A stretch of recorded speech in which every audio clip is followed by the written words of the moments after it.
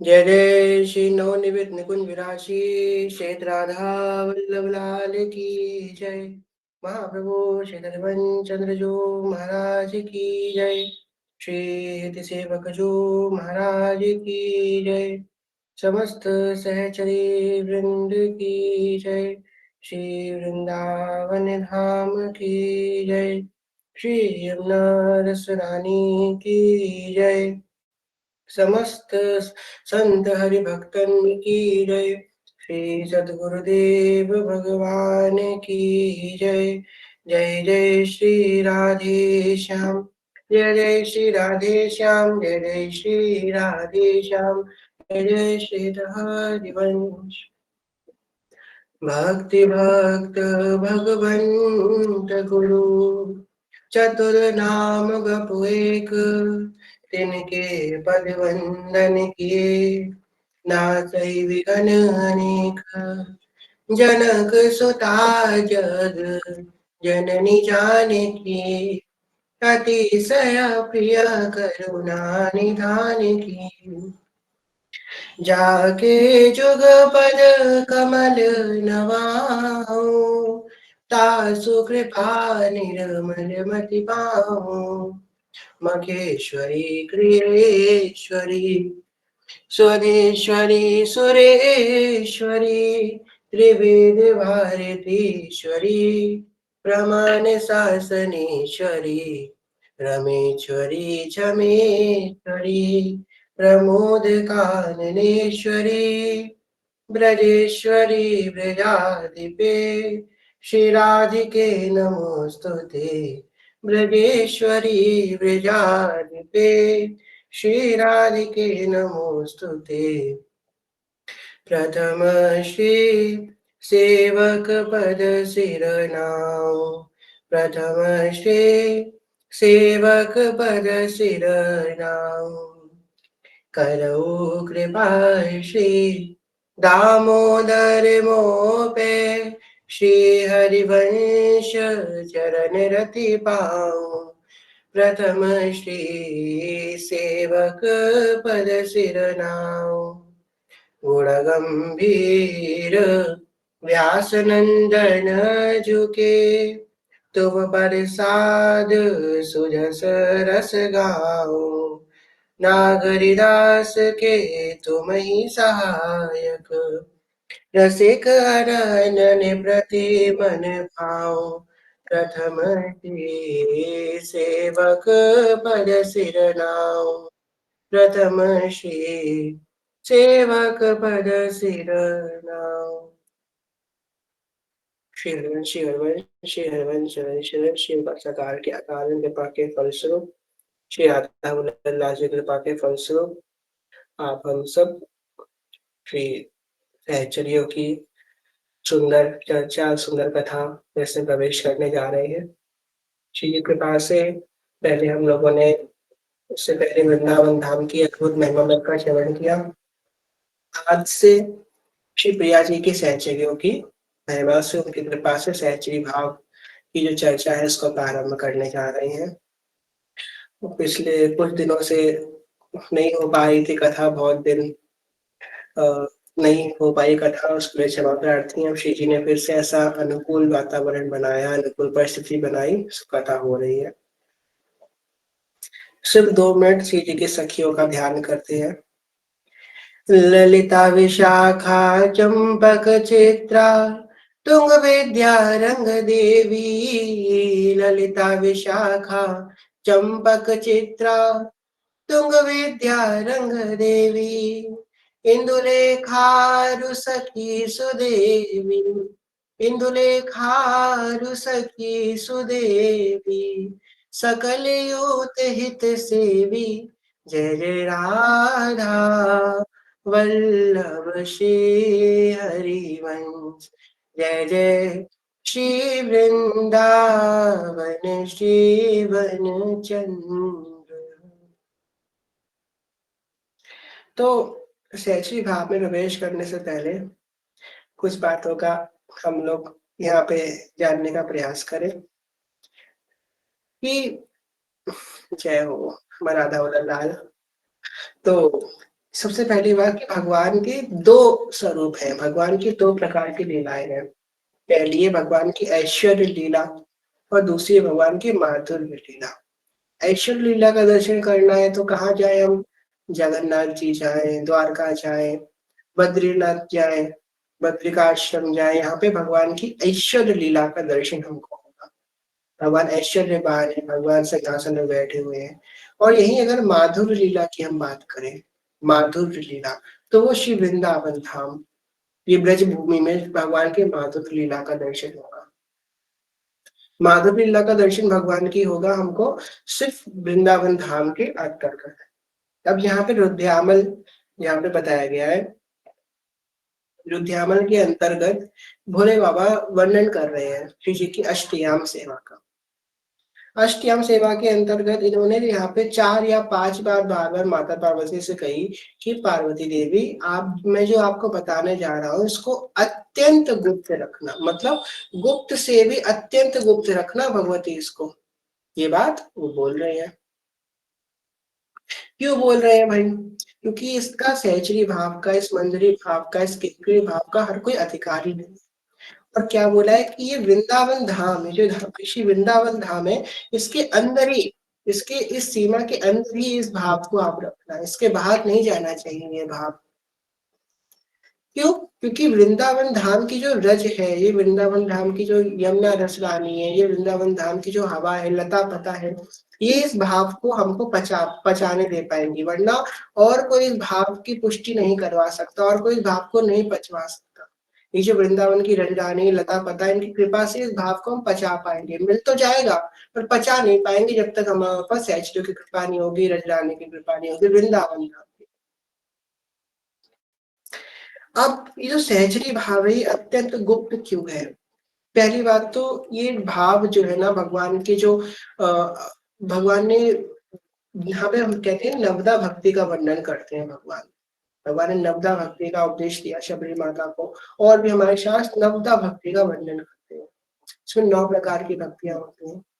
फिर जो हमारे श्री हरिवंश महाप्रभु आए, उन्होंने 10सम भक्ति, जो 10वीं प्रकार की जो भक्ति है उसका वर्णन किया। वो भक्ति कौन सी है? वह सहचरी भाव की भक्ति, सहचरी भाव की भक्ति, किंकरी भाव की भक्ति, मंजरी भाव की भक्ति, श्री जी के सहचरी भाव की भक्ति। और कब प्रकट किया?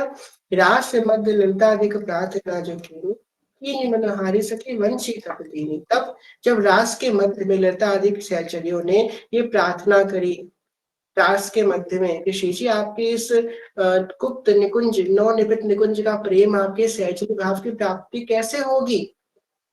तो क्या वर्णन कर रही है?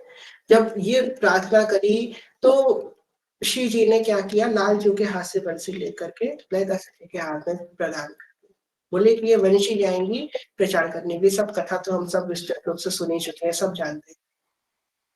फिर आगे की कथा में अगर हम देखें तो ये सहचरी भाव है क्या? क्या है सहचरी भाव? ये सहचरी भाव अगर हम लोग स्थिति बताएं तो ये समझिए, सहचरी भाव है यत्किङ्किरीश बहुशं खलु काकुवारी नित्यं परस्य पुरुषस्य शिखण्डमौले तस्याः कदा रसनिधे वृषभानुजाया सत्केलिकुञ्ज भवनाङ्गजमञ्जिन्निशाम्। ये सहचरी भाव वो भाव है जिसके अंतर्गत, ये सहचरी भाव वो भाव है जिसके अंतर्गत हमको श्री जी के श्री अंगों की सेवा करने की सुख प्राप्त, मतलब जो सुख के लिए श्री लालजी महाराज भी याचना कर रहे हैं। खलु काकुवाड़ी नित्यम परस्य पुरुषस्य शिखंड मौने। तो ठाकुर जी भी काकुवाड़ी मतलब चादर तारिका पूर्वक बातें कर रहे हैं, सहचरियों के चरणों में प्रार्थना कर रहे हैं उनसे। क्या प्रार्थना कर रहे हैं? कि सखियों, आप हम पे कृपा करो तो हमको श्री जी की कोई सेवा मिल सके। ये है वो सहचरी भाव जिनके अधीन ठाकुर जी भी हो जाते हैं। ये है श्री जी की सहचरी।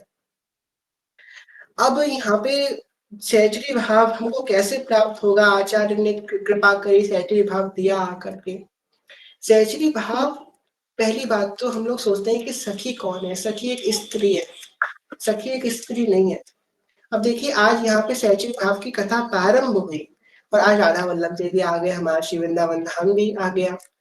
है ना? कितनी कृपा हुई हम पे आशीष देने की, कितने दिनों बाद कथा हुई और धाम और हमारे इष्ट दोनों हम पे कृपा करने के लिए यहाँ पधार गए। वृंदावन धाम भी आ गया, हमारे श्री राधा वल्लभ लाल जी भी आ गए। ऐसा लग रहा है कि वृंदावन धाम में ही बैठ के हम लोग कथा सुन रहे हैं, वृंदावन धाम के दर्शन हो रहे हैं। तो अब हमको यहाँ पे समझना है कि सहचरी कौन है? सहचरी ना एक स्त्री है और ना ही वो पुरुष है। सहचरी भाव तो वो भाव है, सहचरी तो वो है जो स्त्री पुरुष के बंधन से ऊंचे उठ चुका है। एक व्यक्ति आया गुरुदेव से, उसने कही कि गुरुदेव पुरुष शरीर में मैं और सहचरी भाव में स्थिति नहीं हो रही है। तो गुरुदेव ने क्या कही कि जब तक ये सूक्ष्म कारण स्थूल शरीर, ये तीनों शरीरों को त्याग नहीं होगा, तब तक सहचरी भाव की प्राप्ति होगी ही नहीं। हम लोग सोचे कि हम स्त्री शरीर में रहकर सहचरी भाव प्राप्त कर लेंगे, नहीं होगा। पुरुष शरीर में रहकर कर लेंगे, नहीं होगा। शरीर की सुधि ही नहीं रहेगी। अपनी सुध ना रही एक रहे हो नंदलाल। जब ये भाव की पुष्टि होगी, सहचरी भाव का मतलब समझ रहे हैं आप? सहचरी भाव ऐसा विशुद्ध भाव है, ऐसा उच्च कोटि का भाव है। सहचरी भाव का मतलब आपने सारे बंधन, सारी जो भौतिक स्थितियां है उसको पार कर दिया। उसके बाद जब भाव देव में प्रतिष्ठित हुई, जब हमने, अगर आप सिद्धांत विचार लीला के अनुसार देखें या फिर आप जो है सिद्धांत देखें, तो हमको ये पता चलेगा कि सबसे पहले माधुर रस की परिकाष्ठा, श्रृंगार रस की परिकाष्ठा ये सहचरी भाव है। सहचरी भाव जी की सहचरी भगवान को जो है, भगवान क्या कहते हैं रामचरित मानस जी में? भगवान कहते हैं कि भगवान क्या कहते हैं रामचरित मानस जी में? कहते हैं कि हरि व्यापक सर्वत्र समाना, प्रेम से प्रकट हुई में जाना। भगवान तो हर जगह प्रकट है, हरि व्यापक सर्वत्र समाना, परंतु प्रेम से प्रकट हुई में जाना। भगवान किससे प्रकट होते हैं? प्रेम से प्रकट होते हैं। वो तो हर जगह व्याप्त है, पर जहां हम उनसे प्रेम करते हैं भगवान वहां पे प्रकट हो जाते हैं। जिस हृदय में भगवान के प्रति प्रेम होगा वहां भगवान प्रकट होंगे, अन्यथा भगवान नहीं प्रकट होंगे। आपके साधन से, आपकी क्रियाओं से ठाकुर जी नहीं प्रकट होने वाले, आपके प्रेम से ठाकुर जी प्रकट होंगे। आपके जो है भाव से ठाकुर जी प्रकट होंगे। आप जहां पे उनसे प्रेम करेंगे ठाकुर जी वहां पे प्रकट हो जाएंगे। प्रेम से प्रकट होई में जाना। अब जैसे हम लोग सहचरी भाव में स्थित होकर ठाकुर जी को प्रेम करें, सखी रूप में ठाकुर जी को प्रेम करें, तो ठाकुर जी सखी रूप में प्राप्त हो जाएंगे। अब सखियों के ऊपर कितना अधिकार है, सखियों के ऊपर कितनी कृपा है? क्या कृपा है सखियों के ऊपर? श्री प्रिया प्रीतम की अष्टयाम सेवा करने की कृपा है। भोर भये ते सांझ ढरे तक, सेवा को नित नेम हमारो। स्नान कराए वो वस्त्र ओढ़ाए, वो भोग लगाए वो लागत प्यारो। कब ते निहारत आप की ओर निहारो, कब ते निहारत आप की ओर, कि आप हमारी ओर निहारो। राधे कृष्ण हमारे धाम को, जानी वृंदावन धाम पधारो।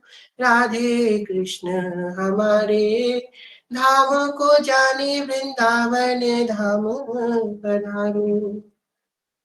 प्रिया प्रीतम सुबह मंगला के समय, भोर के समय जब उठते हैं, वहां से लेकर के जब प्रिया प्रीतम शयन में जाते हैं, इसके बीच में जितनी सेवाएं होती है उसमें पारंगत सखियां है।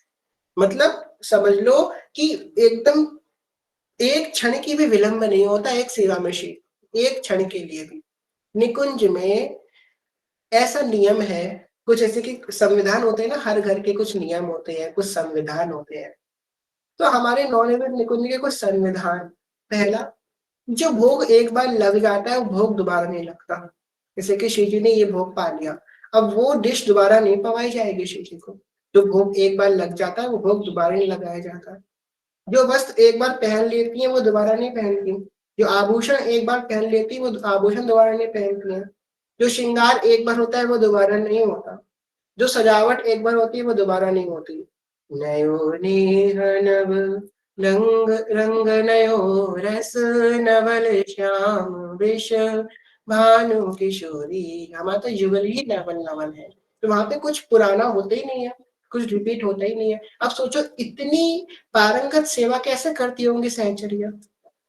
आगे समझिए, हम लोग जब ब्यावला गाते हैं, हम सबने गाया है, तो उसमें एक पद आता है, अद्भुत मोतिन चौक पुराई। सहचरियाँ खस्ता क्या कर रही हैं? किसकी चौक पो रही है? चौक पोने का मतलब रंगोली बनाना। अब हम सबने रंगोली बनाई है अपने जीवन में कभी ना कभी। रंगोली कैसे बनती है? कितनी मुश्किल से हम लोग एक-एक रंग को बिखेर करके कहीं वो उसमें ना मिक्स हो जाए, उसमें ना कुछ हो जाए। बड़ी मुश्किल से रंगोली बनती है।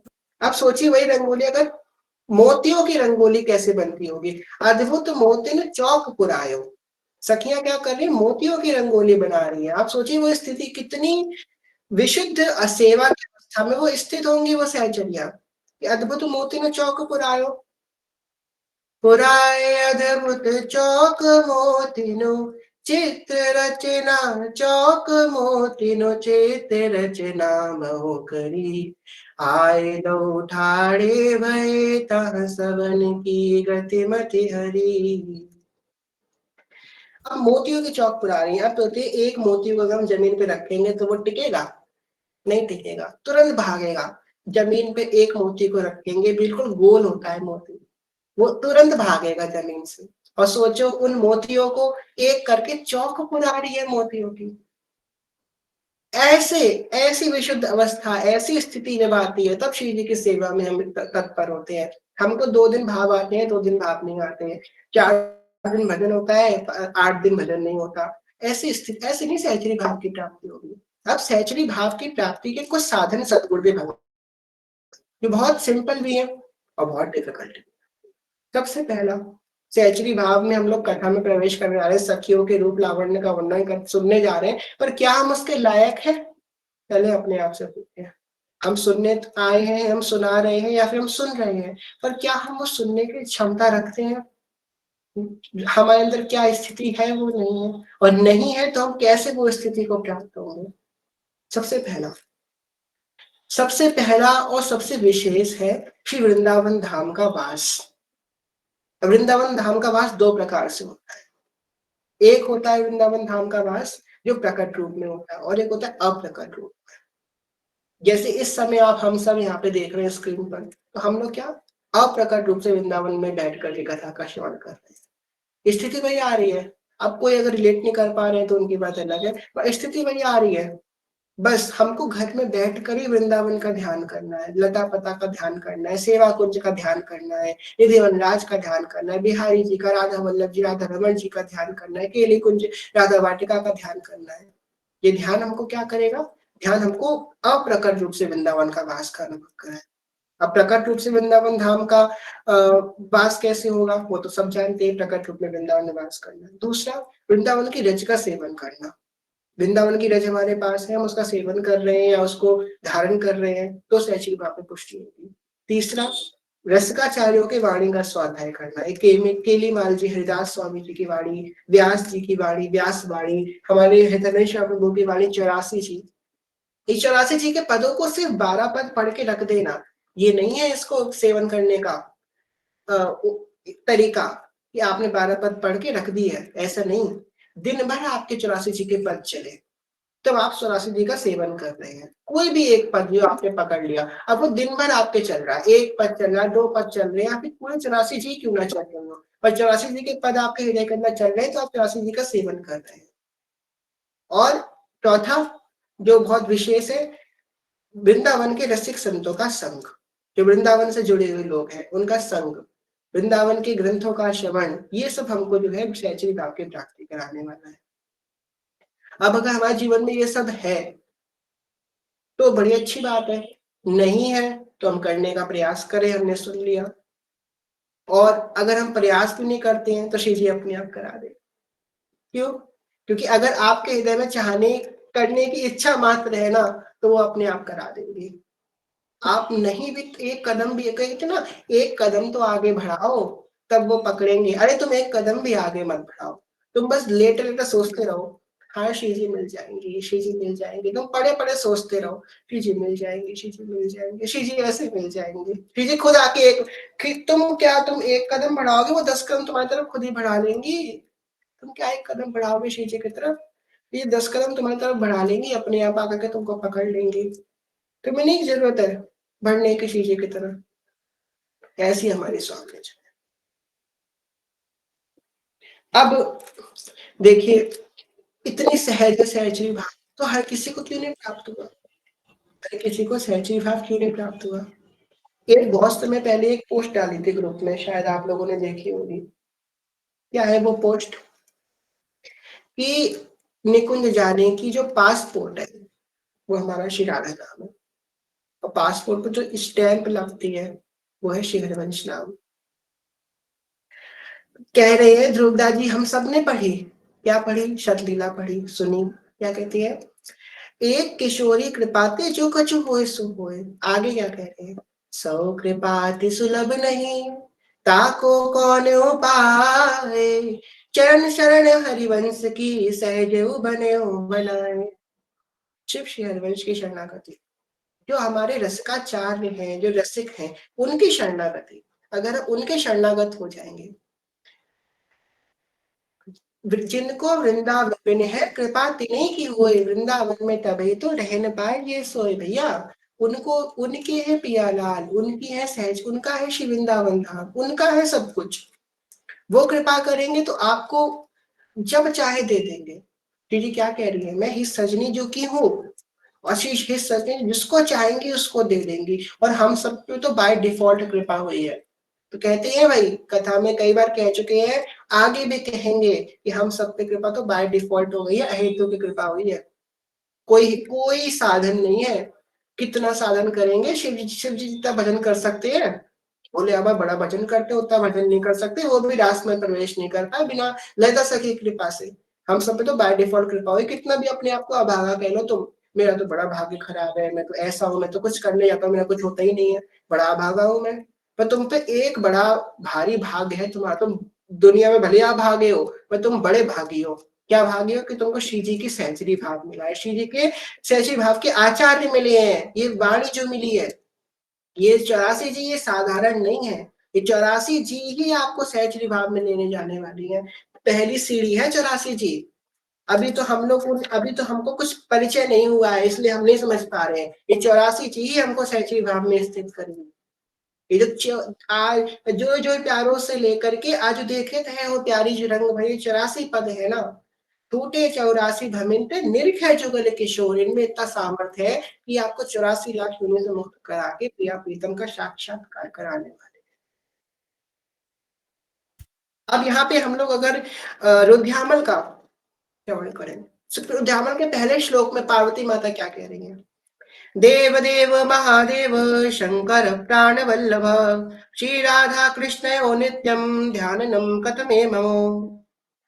कह रहे हैं कि हे भोले बाबा, जब श्रावण का मास चल रहा है, आज सोमवार है, बड़ा सुंदर दिवस है, तो माता पार्वती कह रही हैं कि देव देव महादेव शंकर प्राण वल्लभ, आप मेरे प्राण वल्लभ हैं, आप मुझ पे कृपा कीजिए कि श्री राधा कृष्ण नित्यम ध्यानम कथत मम प्रभो, तो राधा कृष्ण का मैं नित्य ध्यान कर पाऊं, ऐसा मुझे कोई उपाय का वर्णन। आगे क्या कह रहे हैं? शुणे देवी पदक्ष्यामि तवने सस्यत कारतात्, यद्यपीदं न वक्यन्नम गुह्यतम गुह्यतरम परम, गुह्यतम गुह्यतरम परम। क्या बोल रहे हैं? सुनो देवी प्रक्ष्यामी तब नेस्नित कारक, कि सुनो देवी, क्योंकि तुम मेरी स्नेह हो, मुझे तुमसे स्नेह है, इसलिए मैं तुमसे कह रहा हूं। परंतु यत्पीदम, परंतु ना व्यक्यति, किसी से मत कहना, इसकी व्याख्या मत करना। क्यों? क्योंकि गुह्यता गुह्यतरम परम, ये परम परम गुह्यतरम बात है, ये गुप्त से भी गोपनीय परम बात है जो मैं तुमसे वर्णन करने जा रहा हूं। क्या कह रहे हैं? सखी भावं विना नैव स्मरणे गुण कीर्तने, पूजने वा तयोर्देवी कथम कीर्तिकारता। कह रहे हैं कि श्री प्रिया प्रीतम की नवनिर्मित निकुंज की उपासना में प्रवेश संभव ही नहीं है बिना सहचरी भाव के। सखी भाव बिना नैव स्मरते गुण कीर्तने, उनका गुण का कीर्तन करना, उनके उस रूप लावण्य का वर्णन जो नौ-निमित्त निकुंज के प्रियालाल है, सहचरी भाव के बिना संभव ही नहीं है। ये भोले बाबा के बारे में। और वर्णन करती हैं उस भ्यामल में कि अष्टयाम सेवा कैसे करनी है। सुबह उठ करके अपने आप को सहचरी भाव में पारंगत करना है, मंगला से लेकर के शयन तक कैसे प्रिया प्रीतम की अष्टयाम सेवा में हमको तत्पर रहना है। विविध प्रकार के वर्णन सेवाओं का वर्णन करते हैं शिवजी रुद्रयामल में, और इसको बहुत सहजता से, जो अष्टयाम है, इसको सहजता से हितवेश प्रभु ने प्रकट किया है। प्रात समय नव कुंज द्वार पे ललिता जु ललित बजाई बीरा। प्रात समय नव कुंज द्वार पे ललिता जु ललित बजाई बीरा। क्या हो रहा है? प्रात समय नवकुंज द्वार पे ललिता जु ललित बजाई बीरा। ललिता जू जो कि बीणा की विद्या में बड़ी पारंगत है, श्री ललिता जी। कौन है श्री ललिता जी? ललिता जी का स्वभाव कैसा है, उनका रूप कैसा है? श्री ललिता जी हमेशा मोर पंख की छाप की साड़ी धारण करती हैं, जिसमें मोर पंख छपे हुए होते हैं, ऐसे वस्त्र धारण करती हैं श्री ललिता जी। और धारण करती हैं श्री ललिता। ललिता जी का जो हृदय है वो हमेशा ये व्याकुल रहता है, हमेशा इस बात पर तत्पर रहता है कि प्रिया प्रीतम का परस्पर मिलन हो। प्रीतम का प्रेम भरे प्रिया जी के लिए और प्रिया जी का प्रेम भरे प्रीतम के लिए, इस बात पे नित्य निरंतर तत्पर रहता है श्री ललिता जी का हृदय। श्री ललिता जो प्रथम प्रधान सखी है श्री जी की। आगे श्री विशाखा जो आदि सखियों का भी वर्णन करेंगे, अभी तो बहुत शॉर्ट में किया है। तो बस ये समझिए कि सहचरी भाव बड़ा ही दुर्लभ है और बड़ा ही सहज है। सो कृपा अति सहज नहीं, ताको कौन उपाय। अगर उपाय कर लिया तो सहज हो जाएगी, नहीं उपाय किया तो बड़ी कठिन है। अगर कोई सोचे कि मैं खुद से श्री जी की सहचरी बन पाऊंगा, मैं खुद से साधन करके, अगर जब तक एक साधक में आपको बताए, ये बात कोई नहीं कहेगा, और ये बात बिल्कुल सत्य है हमारी उपासना में।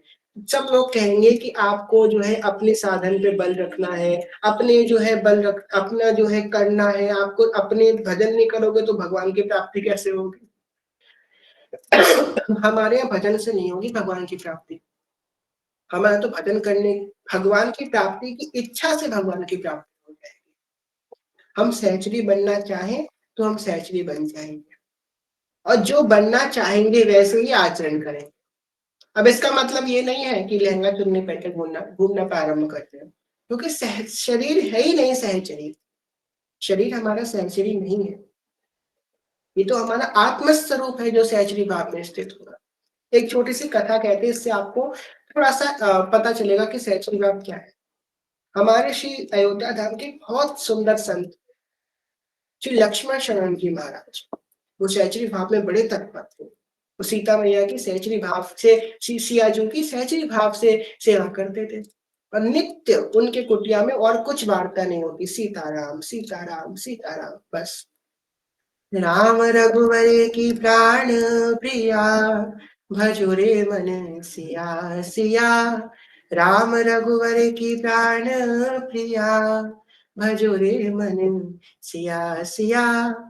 सिया सिया भजो सिया सिया, मेरे राघव की प्राण प्रिया, भजो रे मन सिया सिया। उनकी कुटिया में सिर्फ सीताराम जी की चर्चा होती थी, और कोई चर्चा, अन्य चर्चा नहीं। भैया तुम कहाँ पे आए, क्या तुम्हारो नाम है, कहाँ पे जा रहे हो, कछु नहीं, कोई चर्चा नहीं, सिर्फ और श्री प्रिया जी की चर्चा, लाल जी की चर्चा। और हमारे हम सबने सुनाए पूज्य भक्त माली श्री नारायण दास जी महाराज, श्री मामा जी महाराज, और मामा जी के जो गुरुदेव परम योगी थे, उनका नाम हम नहीं ले सकते। तो जो मामा जी के जो गुरुदेव थे वो बहुत बड़े योगी थे। एक बार क्या हुआ, हमारे भारत देश में जर्मन के लोग आए, और जर्मन के लोगों ने शोध किया कि भारत योग का देश है, यहाँ पे तो बड़े सिद्ध योगी होंगे।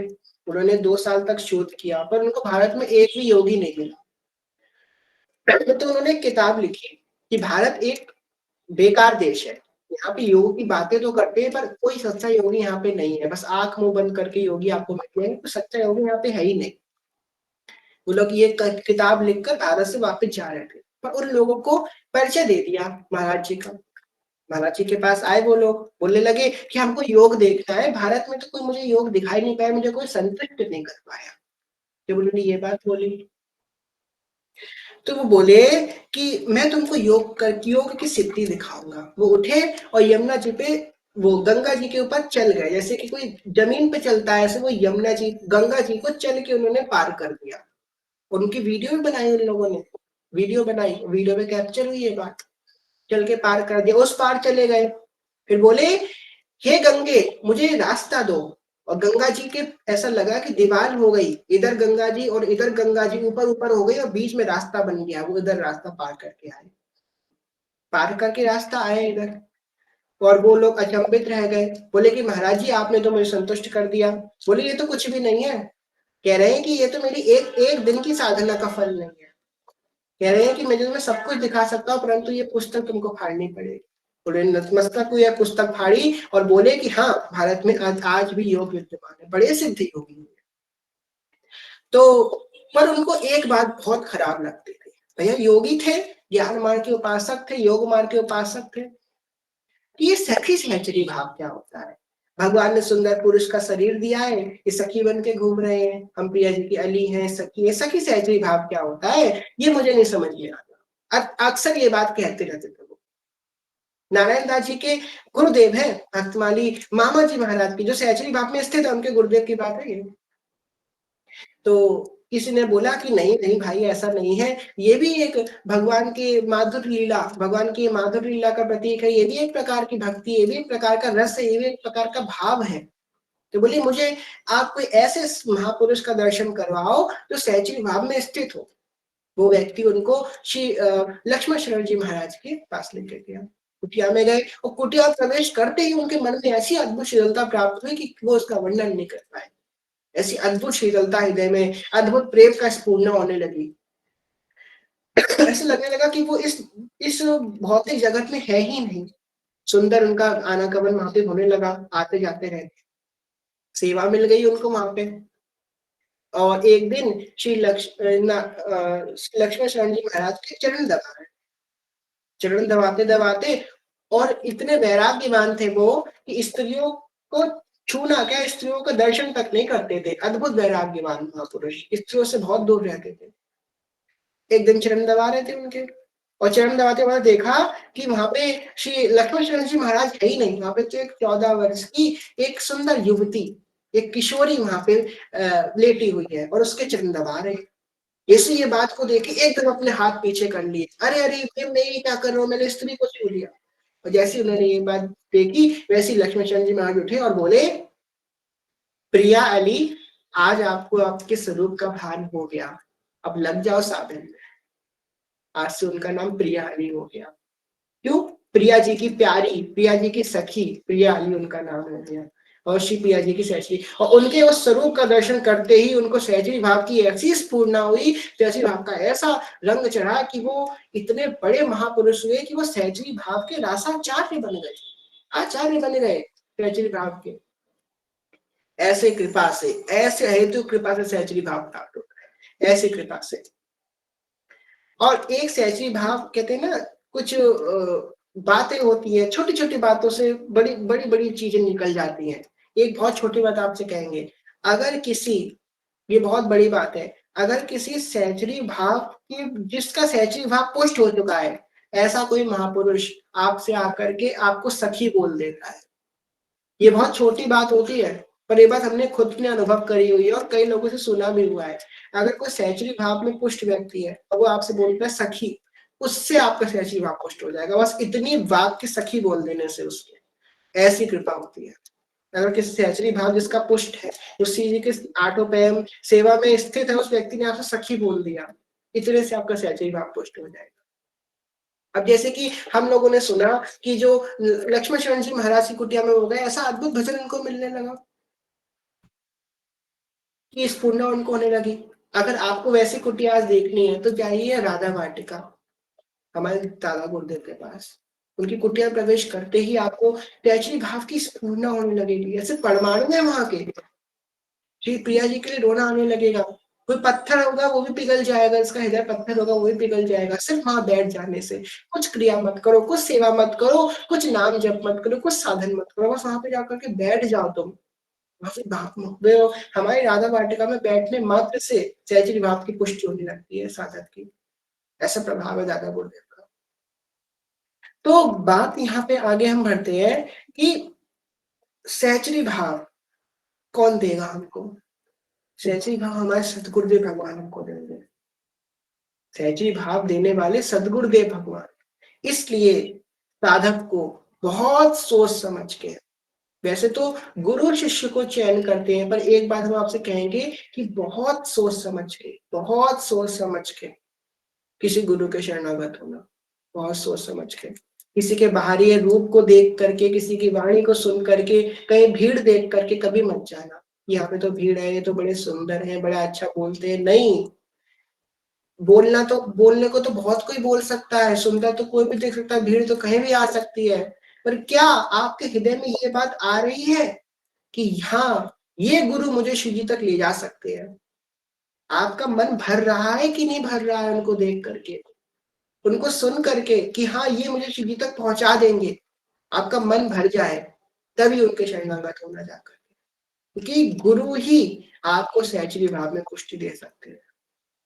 गुरु ही आपको इस भाव देश में प्रवेश करवा सकते हैं। आप जिस भी भाव में स्थित हो, दास भाव, साख के भाव, किसी भाव में आप स्थित क्यों ना हो, पर गुरु के बिना आप किसी भी भाव रस में प्रवेश नहीं कर सकते, किसी भी भाव में प्रवेश नहीं कर सकते गुरु के बिना। यहाँ तक कि हमारे मीराबाई साहब, उनका भाव भी जब गुरु दीक्षा के बाद उनका भाव पुष्ट हुआ, इसलिए गुरु बड़ा आवश्यक है। हमारे सेवक जी महाराज, नाथ कुल भूषण श्री राधा अंशावतार, ये सेवक जी महाराज, सेवक जी महाराज का कल सबको पता है, कल उनका प्राकट्य महामहोत्सव है सेवक जी महाराज का। सेवक जी महाराज की स्थिति देखिए, सिर्फ अपने गुरु के अनन्य हो गए और कुछ नहीं किया उन्होंने।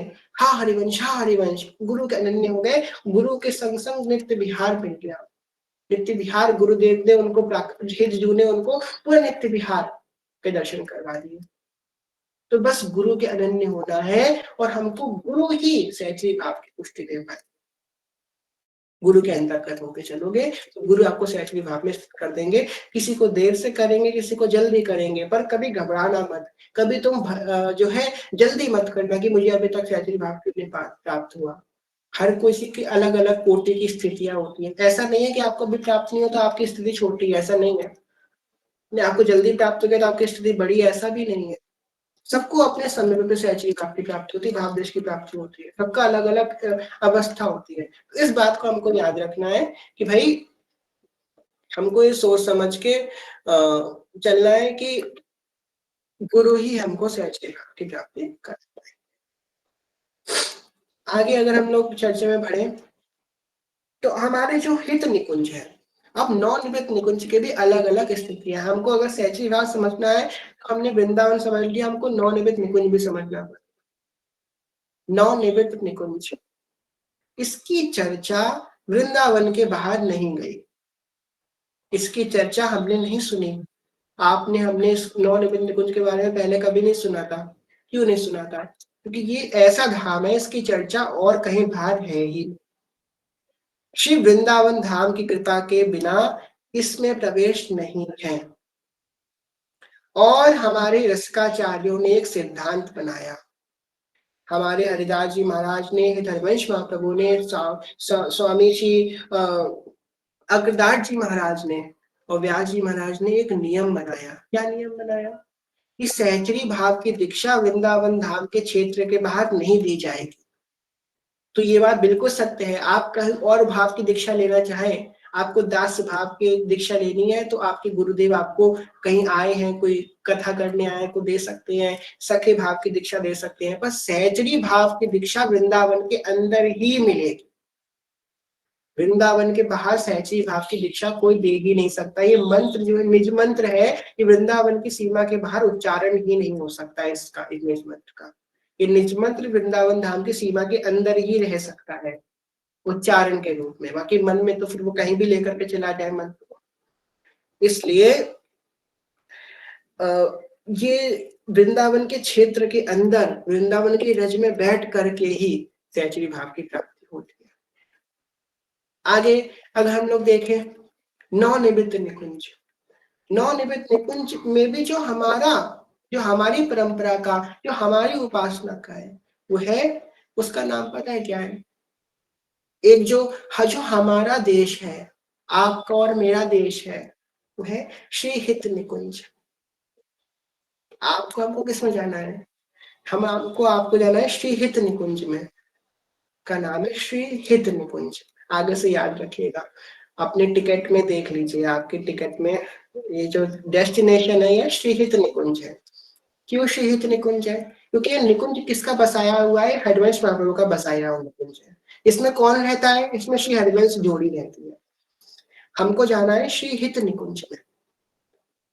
अब श्री हित निकुंज का स्वरूप क्या है? सेवा कुंज जैसा दिखता है ना आपको, सेवा कुंज दिखता है, सेवा कुंज सब देख करके आए हैं, जैसा सेवा कुंज दिखता है हूबहू ऐसा ही श्री हित निकुंज दिखता है।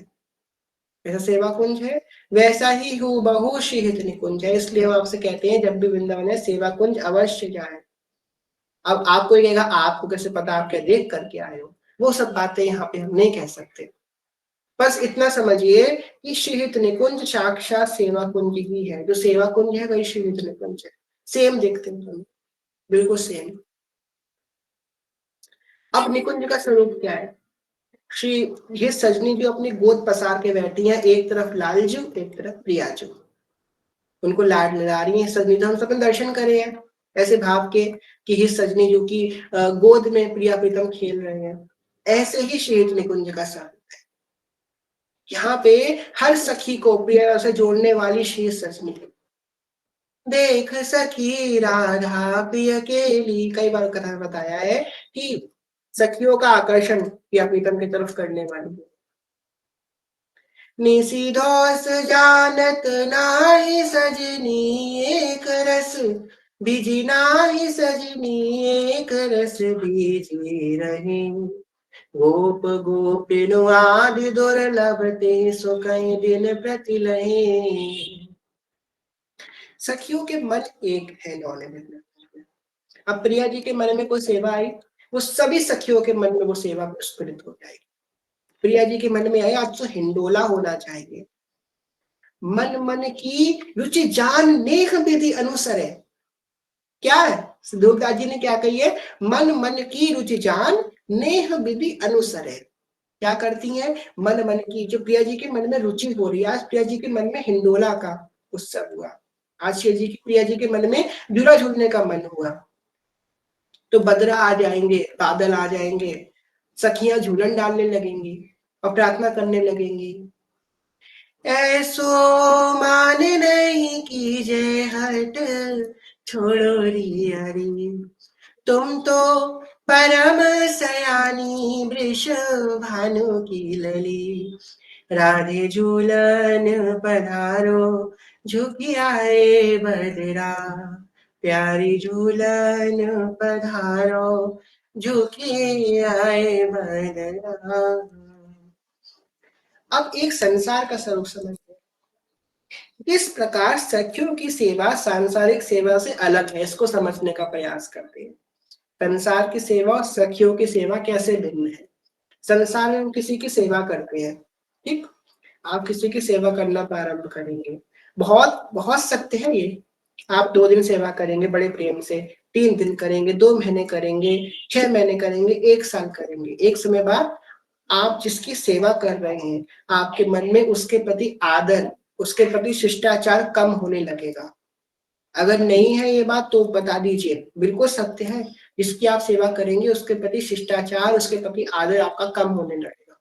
अगर आपको सेवा के प्रति कुछ मिल नहीं रहा है, अगर मिल भी रहा है तो भी होने लगेगा। कहते ना एक जगह जॉब कर करके हम थक गए, आपको तो पैसा भी मिल रहा है, तब भी आपका शिष्टाचार, आपका जो आनंद था, जो उमंग था, वो कम हो गई आपको सेवा करते करते। वहां पे आप सेवारत है, आपकी जो मान सम्मान था वो कम होता गया। पर यहाँ पे उल्टा है, यहाँ पे जितनी सेवा कर रही है उतना प्रेम भर रहा है, उतनी उमंग भर रही है, उतनी लावण्य भर रहा है। ये है फर्क सांसारिक सेवा में और नवनिर्मित निकुंज की सेवा का फर्क। यहाँ पे जितनी सेवा कर रही है उतना मन शुद्ध हो रहा है, उतना प्यार की और सेवा करने का मन हो रहा है, सेवा बढ़ती जाए और सेवा मिलती जाए और सेवा मिलती जाए, ये बात मन में बढ़ती चली जा रही है। ये है नवनिर्मित निकुंज की सेवा और भौतिक सेवा का फर्क। नवनिर्मित निकुंज में सखियों के मन एक है, जैसे कि अभी बताया। अब ब्याहुला हुआ, सखियन के ओर ऐसिया आई,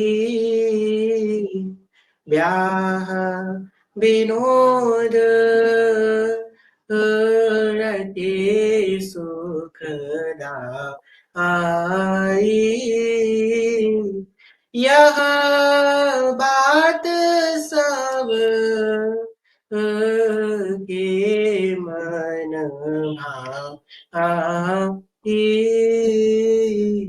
यह बात सबके मन भाई। एक मन, एक वैसे स्वभाव एक सहज जोरी, स्वभाव एक सहज जोरी सोहिनी, एक डोरी प्रेम की ध्रुव बंदे मोहन मोहिनी।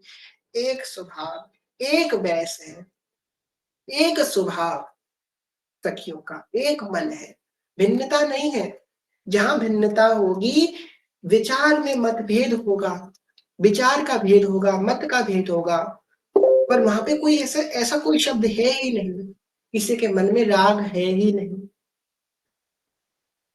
सहचरी भाव हम सबको मिलेगा अगर हम शीलित जो के शरणागत है, पर कब मिलेगा वो बहुत बड़ी बात है। हमको कब मिलेगा? अंत समय मिलेगा, इस इस जीवन काल में मिलेगा या अगले जन्म में मिलेगा, पर मिलेगा जरूर। कब मिलेगा? जन्म तक लग जाते हैं सहचरी भाव प्राप्त करने में, वो हमारी गलती की वजह से। एक बात हम आपको कोरे कागज पे लिख कर दे सकते हैं, अगर आपके मन में आज के समय किसी के प्रति प्रेम है या किसी के प्रति द्वेष है, तो दोनों अवस्था में आपको सहज भाव नहीं मिलने वाला। ये बात आप कहीं पर लिख सकते हैं, बिल्कुल सत्य है। अगर किसी से प्रेम है संसार में और किसी के प्रति द्वेष है, तो सहज भाव नहीं, ना ही प्रेम होना चाहिए ना ही द्वेष होना चाहिए। प्रेम भी नहीं, किसी के प्रति प्रेम नहीं। कर्तव्य हमको सब करने में, प्रेम हमको किसी से नहीं, सिर्फ प्रियालाल से प्रेम होना चाहिए। द्वेष भी किसी से नहीं होनी चाहिए, द्वेष तो बिल्कुल नहीं होना चाहिए। ना ही प्रेम हो और ना ही द्वेष हो, सिर्फ प्रियालाल से जो हो तो ही सहची रात इस जन्म में मिलने वाला है। तो समझ लीजिए हम चाहकर भी नहीं त्याग कर पा रहे हैं द्वेष का भाई, हमारा मन बड़ा जल रहा है। हम नहीं चाहकर भी उसका त्याग नहीं कर पा रहे, मन जल रहा है, बड़े हमारे अंदर वो जो है दुश्मनी आ रही है किसी के प्रति। अगर कोई दुश्मन है ना, अगर आपका कोई दुश्मन है या आपका कोई दोस्त है, दोनों ही स्थिति में अगर कह सकते हो ना कि भाई मेरा ये दोस्त है या ये मेरा दुश्मन है, तो दोनों ही अवस्था में आपको सहज भाव नहीं मिलने वाला। बड़ी खतरनाक बात कह रहे हैं, बड़ी वैसी बात कह रहे हैं, कुछ लोगों को नहीं समझ में आएगी, पर ये बात बिल्कुल सत्य है। आप क्या पाने जा रहे हो ये देखो, यत् किंकरीश बहुशम खलुकाकुवार नित्यम परस पुरुष शिखंड बोले। जब तक संसार में कोई दोस्त है और कोई दुश्मन है, दोनों स्थिति में सहज भाव नहीं मिलने वाला। कबीर खड़ा बाजार में मांगे सबकी खैर, ना काहू से दोस्ती ना काहू से बैर।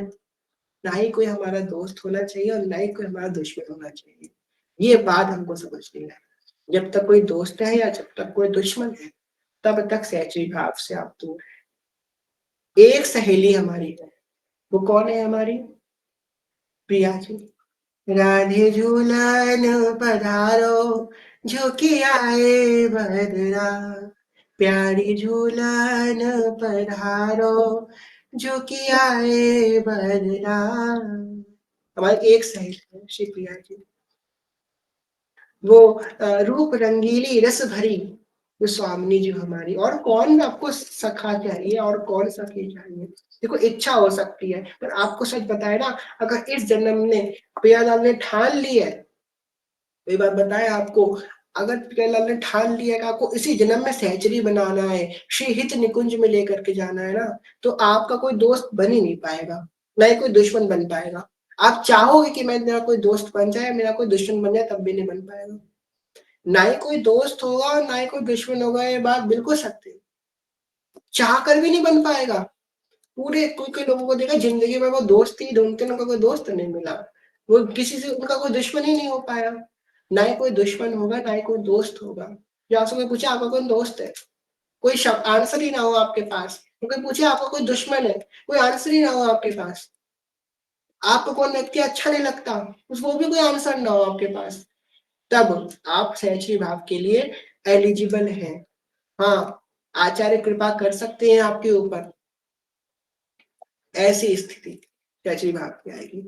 जब सहचरी भाव की स्थिति आएगी साधक के अंदर, तो सबसे पहला लक्षण क्या होगा कि वो 84 जी के पदों में रमण करने लगेगा। सबसे पहला लक्षण है। बिल्कुल प्रारंभिक अवस्था। सबसे पहला लक्षण समझ जाओ सहचरी भाव आ गया है कि वो 84 जी के पदों में रमण करने लगेगा।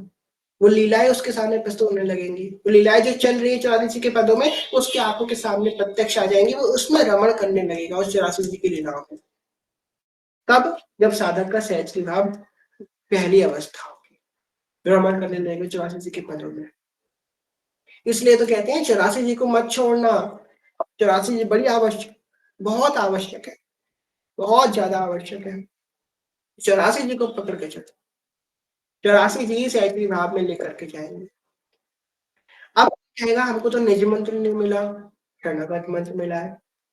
सहचरी भाव कैसे प्राप्त होगा? सबसे बड़ा प्रश्न। अरे निज मंत्र की आवश्यकता ही नहीं है। नहीं है आवश्यकता। आपको शरणागत मंत्र से ही सहचरी भाव की प्रारंभिक अवस्था प्राप्त हो जाएगी।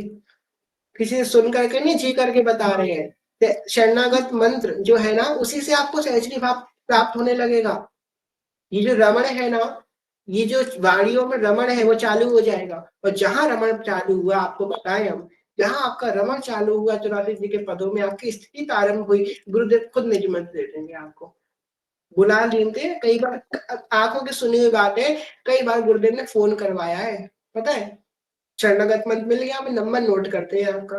गुरुदेव ने फोन करवाया है कि अरे भाई फलाना व्यक्ति है, वहां पे रहता है, उसका नाम है, उसको फोन करो, अरे बुलाओ भाई, उसको मंत्र देना है, श्री जी की आज्ञा, निज मंत्र देना है इसको। निज मंत्र के लिए मत घबराओ, अपने आप मिल जाएगा।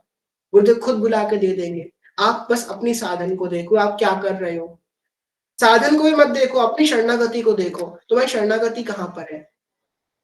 जब तुम दुविधा में हो तो तुम्हें सबसे पहले कौन याद आ रहा है? जब तुम सुख में हो तो सबसे पहले कौन याद आ रहा है? सुख में और दुख में सबसे पहले कौन याद आ रहा है? अगर सुख में कोई दुख में कोई साधन दिख रहा है ना कि हाँ ये मेरी मदद कर सकता है, नहीं, बिल्कुल नहीं। सुख में भी नहीं, दुख में भी नहीं, कोई आकांक्षा नहीं, कोई मन में इच्छा नहीं, तब शरणागति। राम जी मेरा चिंतन, राम जी मेरी चिंता करें और करूं मैं उनका चिंतन। भगवान हमारी चिंता करेंगे अगर हम उनका चिंतन करेंगे तो। ऐसा करके एक पद है, हमको याद नहीं आ रहा। अगर हम उनका चिंतन करें, वो हमारी चिंता करेंगे। हम क्यों करें? हमारे साथ श्री रघुनाथ तो किस बात की चिंता, शरण में रख दिया जब मात तो किस बात की चिंता। किया करते हो तुम बिन बात, दिन रात बिन बिन बात की चिंता। तेरे स्वामी को रहती है तेरी हर बात की चिंता। हमारे साथ श्री रघुनाथ तो इस बात की चिंता। चिंता नहीं, चिंतन करो। वो तुम्हारी चिंता खुद करेंगे, वो चिंता करेंगे, आप चिंतन करो। और आपको बताए, ये सहचरी भाव अत्यंत प्रिय है, अत्यंत दबा हुआ है, अत्यंत छुपा हुआ भाव है। सहचरी भाव ऐसे नहीं मिलने वाला कि आप सोचें कि आपके साधन से मिल जाएगा या कुछ कुछ दान पुण्य से मिल जाएगा। भाव कोई नहीं मिलने वाला, और सहचरी भाव तो अत्यंत दुर्लभ है, अत्यंत दुर्लभ है। शिव जी को भी बड़ी मुश्किल से मिला है सहचरी भाव। गोपी भाव बहुत दुर्लभ है। तो मिलेगा आचार्य शरणागत से मिलेगा, और हम अनन्य रहेंगे तो मिल जाएगा। हमारे संप्रदाय में कोई व्रत नहीं है। कहेगा भैया कोई व्रत क्यों नहीं है? कोई व्रत नहीं है। अभी मेरे पास कुछ लोगों का प्रश्न है, एकादशी का व्रत मना है, तो श्रावण का व्रत रख सकते हैं? भैया कोई व्रत नहीं है, कोई भी व्रत नहीं है। व्रत कौन-सा है? एक बहुत बड़ा व्रत है, जो हर कोई नहीं रख सकता। हमारे यहाँ ऐसे तो कोई व्रत नहीं है, पर एक व्रत है जो हर कोई नहीं रख सकता। वो होता है अनन्यता का व्रत। अनन्यता का व्रत है, ये हर कोई नहीं रख सकता भाई। तुम 10 लोगों का व्रत रख लोगे, अनन्यता का व्रत नहीं रख पाओगे। अनन्य, अनन्यस्य चिन्तयन्तो मां, भगवान कह रहे अनन्य भाव से मेरा चिंतन करो। तो अनन्य का, अनन्यता का जो व्रत है, ये नहीं हर कोई कर पाएगा। हमारे यहाँ बस एक व्रत है, अनन्यता का व्रत। रसना कटो जो अनटो, निरखु अनफटो नैन, श्रवण फटो जो अनसुनो बिनु राधा जस बैन। और कल की चर्चा में अनन्यता की चर्चा करेंगे, जो अनन्यता का हम लोग गलत मतलब निकालते हैं, उसकी चर्चा करेंगे कल की कथा में। अभी एक बहुत सिंपल सा बात यहाँ पे समझने का प्रयास करें। आप लोग सखियों की कथा सुनने आए हैं, केरवंश, तो हम लोग सखियों की कथा सुनने आए। सखियों की कथा में एक बात आपको सीख के आज जानी है। क्या सीख के जानी है? जो कुछ शब्द है, जैसे कि गोपी, सहचरी और मंजरी। सखी और सहचरी एक है, ठीक? गोपी और मंजरी और सखियां, सहचरी, ये 3 अलग-अलग चीजें हैं। अब यहाँ पे हम लोग समझते हैं। गोपी भाव क्या है? गोपी भाव क्या है? गोपी भाव है श्री कृष्ण की प्रधानता का भाव, जो गोपी गीत में बन गया। गोपी गीत को तो पढ़ाए सुनाए, हिंदी ट्रांसलेशन पढ़ेगा कभी गोपी गीत का हिंदी में, तब पता चलेगा। वो जो भाव गोपी गीत के अंदर का है, वो है गोपी भाव, ठीक? गोपी भाव का मतलब उनको पता चल गया। अब मंजरी भाव क्या है? मंजरी भाव किसने स्थापित किया? मंजरी भाव हमारे षट गोस्वामी जी ने स्थापित किया। क्योंकि रूप मंजरी, कनक मंजरी, श्रृंगार मंजरी, जो हमारे षट गोस्वामी हुए हैं, ये जो इन्होंने मंजरी भाव का प्रादुर्भाव किया वृंदावन के अंतर्गत। मंजरी कौन है? जो श्री जी की सेवा तो करती है, पर इनडायरेक्टली करती है। सखियां डायरेक्टली कर रही हैं, तो वो इनडायरेक्टली कर रही हैं, पर है तो श्री जी की सेवा में अंतर्गत वो भी। जो प्रधान मंजरियां हैं, वो सखियां भी बन सकती हैं। जो प्रधान मंजरियां हैं, जैसे कि रूप मंजरी, कनक मंजरी, ये सखियां भी बन सकती हैं, ठीक? अब मंजरी भाव एक बड़ा हमको दुख लगता है एक बात को सुन करके, कि आज से 50-60 साल पहले मंजरी भाव जो था, वो गौड़ीय संप्रदाय का प्रधान भाव था, प्रधान गौड़ीय संप्रदाय का। और आज शायद ही आपको मंजरी भाव का कोई महापुरुष मिलेगा गौड़ीय संप्रदाय में। ये बात हमें बहुत दुख होता है जान करके। गौड़ीय संप्रदाय के लोग और संप्रदाय में जा रहे हैं सखी सहचरी मंजरी भाव के लिए, पर उनका संप्रदाय से ही पैदा हुआ है मंजरी भाव का। उनके संप्रदाय से ही मंजरी भाव निकला है, षट गोस्वामी नहीं लाए। पर नहीं है कोई आचार्य जो है वो लुप्त हो गए हैं, गुप्त हो गए हैं, वो नहीं दे रहे हैं दीक्षा। हमारे प्यारे श्री विनोद बाबा जी महाराज, हमारे प्रियाकुंज वाले महाराज जी, वो अब आए हैं दीक्षा। पहले तो वो भी दीक्षा नहीं देते थे, अब देने लगे हैं कृपा करके। तो भाई ये बड़ा दुविधा वाला है प्रश्न। तो आप ये समझिए कि मंजरी भाव का प्रादुर्भाव गौड़ीय संप्रदाय में, और सहचरी भाव श्री हरिवंश प्रभु ने, हरिदास जी महाराज ने, श्री हरिराम व्यास जी महाराज, इन्होंने दिया। और जो हमारे पुंडरीक जी महाराज है, बहुत सुंदर आपने याद दिलाया। पुंडरीक जी महाराज पता है कौन है? आप लोगों को पता है उनका नाम क्या है? उनका नवनिर्मित निकुंज में क्या नाम है? किसी को पता है यहाँ पर पुंडरीक महाराज का क्या नाम है? किसी को पता हो तो बताओ, पुंडरीक महाराज का क्या नाम है नवनिर्मित निकुंज में? हमारे पुंडरीक जी महाराज श्री जी की कनक मंजरी है। हमारे जो पुंडरीक जी महाराज है, वो श्री जी की कनक मंजरी है, पता है आपको? श्री जी के कनक मंजरी के रूप में नवनिर्मित निकुंज में श्री जी की सेवा कर रहे हैं। अब जो मंजरियां और सहचरियां हैं, वो एक ही निकुंज में जाएंगी। मंजरियां और सहचरियां एक ही निकुंज में जाएंगी। हमारे जो प्यारे हित अमरीश जी महाराज हैं, वो कौन है? सलोनी सखी है श्री जी की, है ना? तो ऐसी श्री जी की सखियां हैं, श्री जी की मंजरियां हैं, जो श्री जी के नवनिर्मित निकुंज में उनकी सेवा कर रही हैं। तो यहाँ पे सहचरी भाव मंजरी भाव में बस इतना भेद है कि सहचरियां डायरेक्टली सेवा कर रही है, मंजरियां इनडायरेक्टली सेवा कर रही है। मंदिरा थोड़ी सी छोटी है, 10 साल की है, 10 साल की युवतियां हैं। अब जैसे ललिता सखी हैं, इनकी आयु कितनी है? इनकी आयु है ललिता सखी की आयु है 14 वर्ष कुछ महीने है ललिता सखी की आयु, तो सखियां 14 वर्ष की है, 14 वर्ष की आयु की सखियां हैं, और मंजरियां उनसे थोड़ी छोटी हैं, 10-12 साल की है, इतना फर्क है। ठीक, तो सखियों में और मंजरियों में इतना फर्क है, ज्यादा कोई विशेष फर्क नहीं है। किंकरी कौन है? किंकरी भी मंजरी ही कहलाती है, जो किंकरी होता है वो भी मंजरी होती है। गोपी, सहचरी और मंजरी, इन तीनों में ये फर्क है। अब गोपी जो है वो नवनिर्मित निकुंज प्रवेश नहीं कर सकती, क्योंकि नवनिर्मित निकुंज में तो वृंदावन में हुक्म चले बरसाने वारी का, जहाँ पे प्रिया चरण प्रधान उपासना है, जहां जहां प्रिया राधा रानी की प्रधानता है, वो ही नवनिर्मित निकुंज प्रवेश कर सकता है। पर यहाँ पे गोपी भाव में श्री जी की प्रधानता नहीं है, लाल जी की प्रधानता, इसलिए वो जाती है गोलोक में। गोलोक में गोपिका लोक है, जहाँ पे गोपी निवास करती हैं, रास है, रास मंडल है गोलोक में, वहां पे गोपी निवास करती हैं श्री कृष्ण के लिए, उनसे उनके संग रास करती हैं। पर जो नवनिर्मित निकुंज है, इसमें तो सिर्फ मंजरियां और सहचरियां, ग्वालियर संप्रदाय, राधावल्लभ संप्रदाय, हरिदासी संप्रदाय और निम्बाग संप्रदाय, और हमारे रामानंदी संप्रदाय, अग्र स्वामी जी की परंपरा, रामानुजा संप्रदाय, वहां पे भी परंपरा है। वैसे हर संप्रदाय में परंपरा है, वैसे विशेषता अगर देखा जाए, जो मंजरी भाव की स्थितियां इन सब संप्रदायों में है, मंजरी, सहचरी और किंकरी भाव, सखी भाव, तो ये सब हैं, प्रवेश कर सकते हैं नवनिर्मित निकुंज में। ठीक है, पर यहाँ पे कोई, अब यहाँ पे हमने बताया तो आपको, पर कोई किसी को ऊंचा नीचा मत समझना, सारे भाव अपने आप में सर्वोच्च है, सभी भाव अपने आप में उच्च है, और जो गुरुदेव ने हमको दे दिया हमारे लिए वो सर्वोपरि है। हाँ, तो इस तरीके से हमारे पास विविध आचार्यों ने वर्णन किया कि अग्र स्वामी जी की कथा करने का आचार्य जन आज्ञा नहीं देते तो हम उनकी कथा नहीं कह सकते, क्षमा कीजिएगा।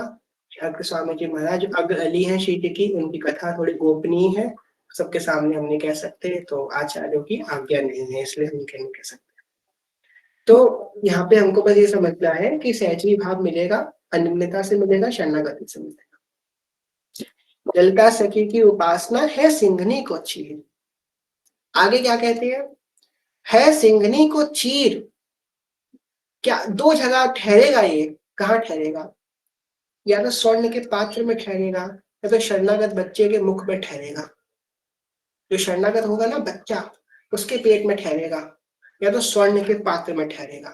अगर शरणागत नहीं होगा तो स्वर्ण का पात्र बनाओ अपने आप को, स्वर्ण का पात्र बनाओ या शरणागत हो जाओ, तो सिंघनी का दूध ठहरेगा, वरना तो फट जाएगा तुरंत सिंघनी का दूध। ये है, तो ये बड़े शूरवीरों का मार्ग है। सहचरी भाव कोई चूड़ी पहनना, लहंगा चुन्नी पहनने का मार्ग नहीं है, लोगों ने बदनाम कर रखा है सहचरी भाव को। क्या बताएं, कुछ वीडियोस आती है, भगवान जाने, कुछ कहने का मन तो करता है, पर क्या कहें, समय क्या भजन खराब होगा। इसलिए बस ये कह रहे हैं कि उनसे ना सीखें सहचरी भाव सीखें तो हरिवंश महाप्रभु से सीखें, तब गुरुदेव भगवान से सीखें, दादा गुरुदेव भगवान से सीखें, हरिदास जी महाराज से सीखें, अग्र स्वामी जी से सीखें, इन सबसे सीखें सहचरी भाव क्या होता है। इनके जो आचरण है उनको फॉलो कीजिए, ना कि वो नाचना गाना फॉलो कीजिए। तो ये है सहचरी भाव। सहचरी हर कोई हो सकता है श्री जी की, न उसमें कोई पुरुष और ना ही कोई स्त्री, क्योंकि स्त्री पुरुष से परे भाग है। आत्मा क्या किसी की स्त्री होती है कि पुरुष होती है, आप बताइए, आत्मा को कोई जेंडर होता है क्या? हम लोग स्त्री पुरुष कैसे हैं? आप स्त्री हैं और हम पुरुष हैं, कैसे हैं स्त्री पुरुष? आपके अंग स्त्री वाले, हमारे अंग पुरुष वाले हैं, तो हम लोग स्त्री पुरुष में भिन्न हो गया, और तो कुछ अलग नहीं है ना। मन वही है, चित्त वही है, आत्मस्वरूप वही है। आपके अंग स्त्री वाले तो आप स्त्री बन गए, हमारे अंग पुरुष वाले तो हम पुरुष बन गए, इतना ही तो फर्क है। अब आजकल जो टेक्नोलॉजी आई है उसको देख लो, आजकल टेक्नोलॉजी आई है, स्त्रियां पुरुष बन जा रहे हैं, पुरुष स्त्रियां बन जा रहे हैं। जब वो बदल गए, जब उन्होंने अंग अपने चेंज कर लिए, तो क्या वो जो पुरुष था पहले वो क्या पुरुष ही रहेगा? वो स्त्री बन गया। जो स्त्री थी क्या वो स्त्री ही रहेगी? वो पुरुष बन गई। सिर्फ अंग, सिर्फ अंग का भेद है और कोई भेद नहीं है, सिर्फ अंगों का भेद है। जो पुरुष स्थिति प्राप्त करेगा वही स्त्री प्राप्त करेगी, जो स्त्री करेगी वही पुरुष प्राप्त करेगा, कोई भेद नहीं है, किंचन मात्र भी भेद नहीं है। वो सोचे कि हम तो कुछ नहीं कर सकते, इतने आचार्य थे, तब पुरुष एक व्यक्ति का प्रश्न मेरे पास आया, इतने आचार्य थे, सब पुरुष थे, सब पुरुष भाव में थे, जब पुरुष शरीर में थे, तो उनको सहज भाव प्राप्त हुआ, हम तो स्त्री, हमको नहीं प्राप्त होगा। अरे क्यों नहीं होगा?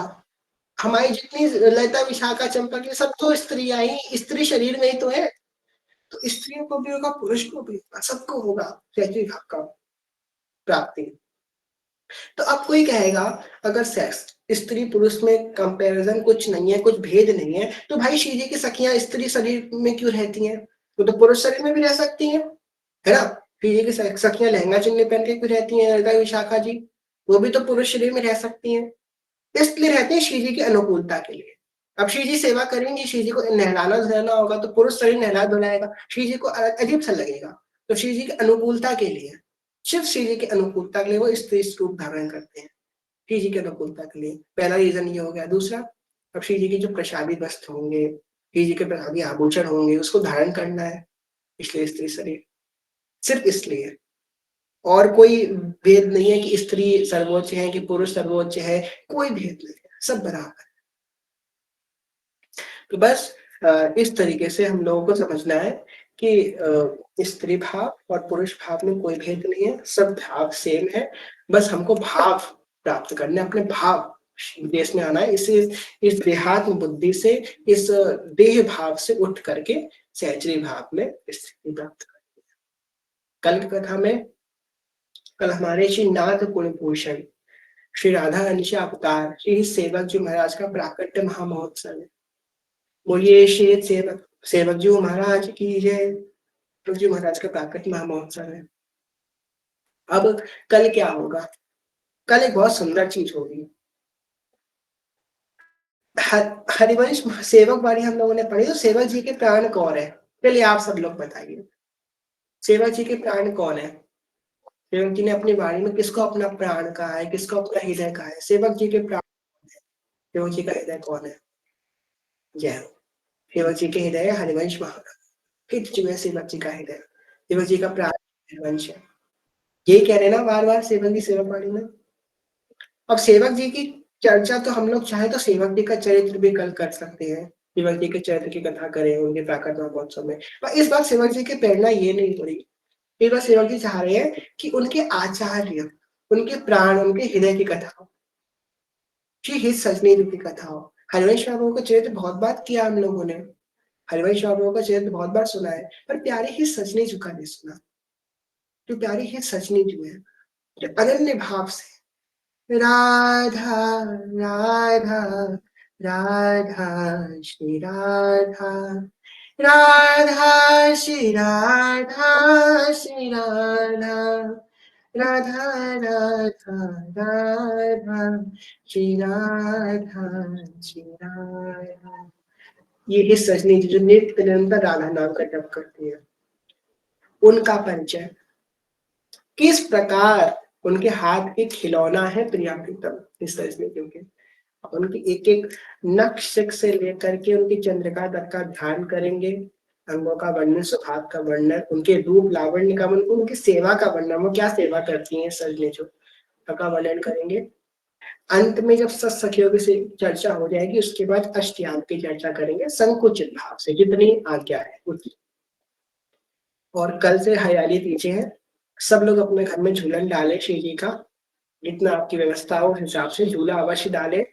कल से लेकर के रक्षाबंधन तक, पूर्णमासी तक जो फिल्म महोत्सव है, एक दिन तो अपने घर में जा, कम से कम जा डाले ही डाले झूलन श्री जी का। तो श्री जी का झूलन डाले और श्री जी कहे जो कि आए बदरा गिर आए बदरा, प्यारी झूलन पधारो जो कि आए बदरा। अभी बहुत भाव कहने सुनने रह गए, कई दिनों से कथा नहीं हुई है, अपने हमारे बहुत सारे भाव अभी कहने सुनने को रह गए हैं, बस भावों की चर्चा करेंगे। और एक बात कल भाव मन में आया, वो बात आप सबसे कहना चाहेंगे, उस भाव को बड़ी समझदारी समझना, सब लोग कोई बात को में अन्यथा मत लेना। हमको किसी साधक की स्थिति जानने के लिए कुछ आवश्यकता है ही नहीं, उससे पूछने की आवश्यकता है ही नहीं, कि तुम कितना वजन करते हो, तुम्हारी स्थिति क्या है, तुम्हें क्या सपने आते हैं, तुम्हें क्या क्या स्फूर्णा होती है, कि साधक की स्थिति जानने की आवश्यकता है ही नहीं। उसकी स्थिति दो चीजों से पता लग जाएगी कि ये साधक की स्थिति क्या है। सिर्फ दो चीजों से पता लग जाएगी। पहला, उसके घर में जो प्रियालाल बैठे हैं, घर में जो सेवा विराजमान है, उसकी क्या स्थिति है। बाहर तो सेवा सबको ही करता है, मन से सेवा सबको ही करता है, क्योंकि उसमें मेहनत नहीं होती ना। जो घर में ठाकुर जी बैठे हैं, घर के अंदर, वो ठाकुर जी की कैसे सेवा हो रही है। जो आपके घर के प्रियालाल है, आपके घर में जो कुंज बना है, वहां कैसे सेवा हो रही है। और दूसरी दूसरी पता लगती है उसके प्रश्नों से, वो कैसा प्रश्न कर रहा है। कोई साधक कैसे प्रश्न कर रहा है, उसके प्रश्न से उसकी स्थिति प्राप्त हो जाती है कि इसकी स्थिति क्या है, उसने कैसा प्रश्न किया है। उसके प्रश्न की स्थिति, वो सॉरी, उसके प्रश्नों से उसकी स्थिति प्राप्त हो जाती है कि उसकी कैसी स्थिति है, कौन कैसे प्रश्न कर रहा है। उसके प्रश्नों से और उसके घर में जो ठाकुर जी से विराजमान से उसकी स्थिति प्राप्त हो सकती है। इसलिए आनंद से कल झूलन महोत्सव सब लोग मनाए। हरे रंग के पोशाक पहनाए ठाकुर जी को, खुद भी हरा हरा पहने, हरे रंग का भोजन बनाए, और जो है हरी लता पता, ये बहुत विशेष है कल, इसलिए आप लोगों से कह रहे हैं। जैसे जन्माष्टमी राधाष्टमी विशेष होता है, वैसे ये भी विशेष है, बहुत विशेष है। तो सखियों को ये अवश्य करना चाहिए। हरे रंग का बेल लगाए, हरे रंग का पत्ता बिछाए, जो है हरे रंग से जो है श्रृंगार करे प्याला जी का, हरे हरे रंग का कपड़ा बिछाए चौकी पे, इस तरीके से सुंदर से प्याला जी का करे। इसलिए जो है अब आज का तब विश्राम करते, कहने से को भूले क्षमा करेगा। आप सबसे प्रेम में ज्ञान भक्ति बहुत छोटे हैं, सभी प्रणाम। बाल्य कल्पतरुभ्यश्च कृपा सिन्धुभ्येव च पतितानां पावनेभ्यो वैष्णवेभ्यो नमो नमः। जय जय श्री नवनिमित निकुंज विलासी श्री राधा वल्लभ लाल की जय। महाप्रभु श्री धर्मन चंद्र जू महाराज की जय। श्री हित सेवक जू महाराज की जय। समस्त सहचरी वृंद की जय। श्री वृंदावन धाम की जय। श्री यमुना रसरानी की जय। समस्त संत हरिभक्तन की जय। श्री सदगुरुदेव भगवान की जय। जय जय श्री राधे श्याम, जय जय श्री राधे श्याम, जय जय श्री राधे श्याम, जय श्री हरिवंश। श्री हरिवंश शरण शरण, श्री हरिवंश शरण शरण, श्री हरिवंश शरण शरण, जय श्री हरि।